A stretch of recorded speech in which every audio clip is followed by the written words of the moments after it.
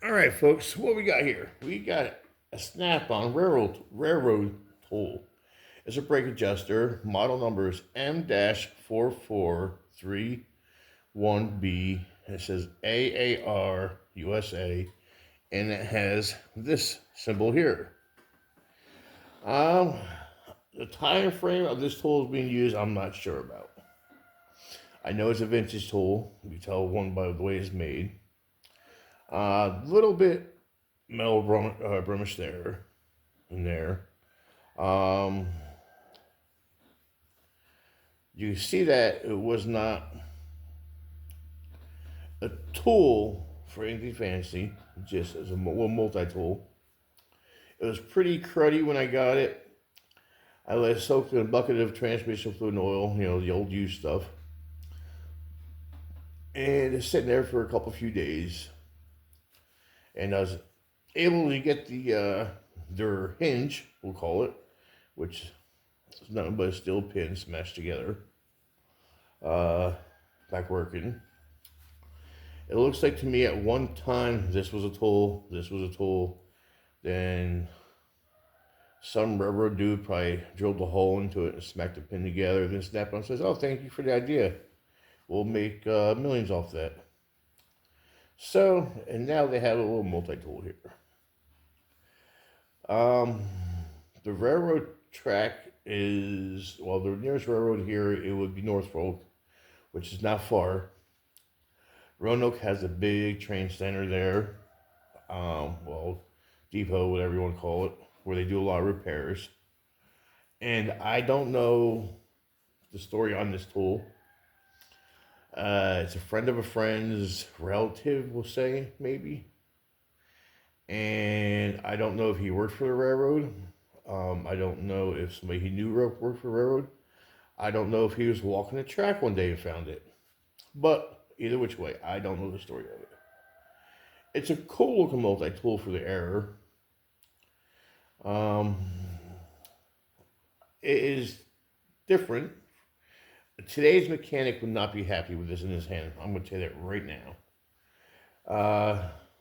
It's not something you really got a lot of high leverage from. I mean, you can this way, whatever, in this way by grabbing it like this.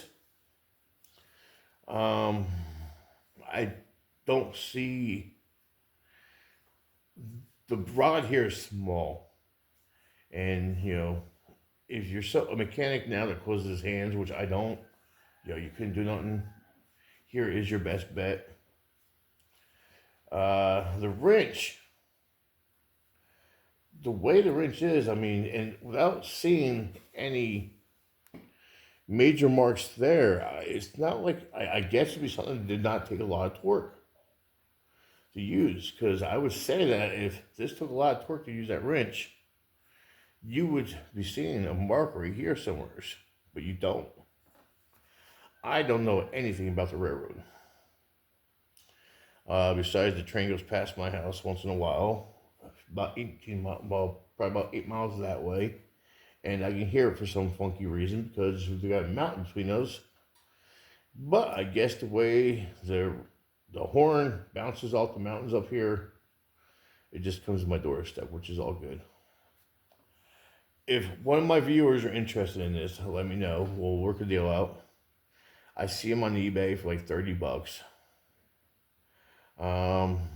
So that's the deal.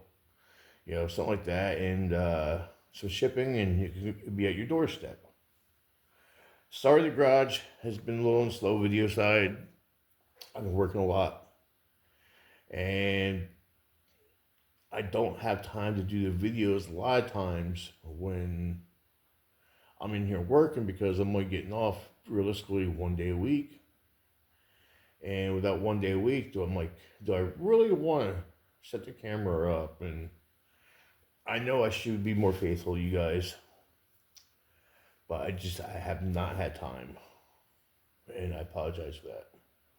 But yeah, that's the tool. It's cool. It's nothing super fancy. I just think it's cool. It's vintage. You can tell by the grinding marks, snap on. So yeah, we'll just clean up a little bit and put it on the market. And the more I play with it, the looser it's getting. When I first got it, I couldn't even move the wrench. But old transmission fluid and old oil mixed in the bucket does wonders. You see it, there's a little bit of fluid coming out of it still when I work it. It's about 4:30, 5 o'clock in the morning, Monday morning. Yesterday was a long day. I had to do brakes on my wife's Kia, 2023. She has about 80,000 on it, miles, and I finally needed brakes. The pads weren't shot, but they just reached the squealer. It was time to change them. So, with that said, why not? I was kind of impressed by the price of the brakes for her 2023 Kia. I thought they were going to be $150, $200, but no, the front pads were literally $60. Quite impressive. So it's good to see that her pads, parts for our car are not ridiculously expensive, or the parts prices are going down, which would be nice. Now let's see her second set lasted that long. And then we'll find out if Amazon Gold premiums, whatever they weren't any of the cheapest brake pads, are good as the OEM. And I guess it's a good time to put them side by side. Like I said, it has 80,000. And if we can get 140, I'd be happy. 150.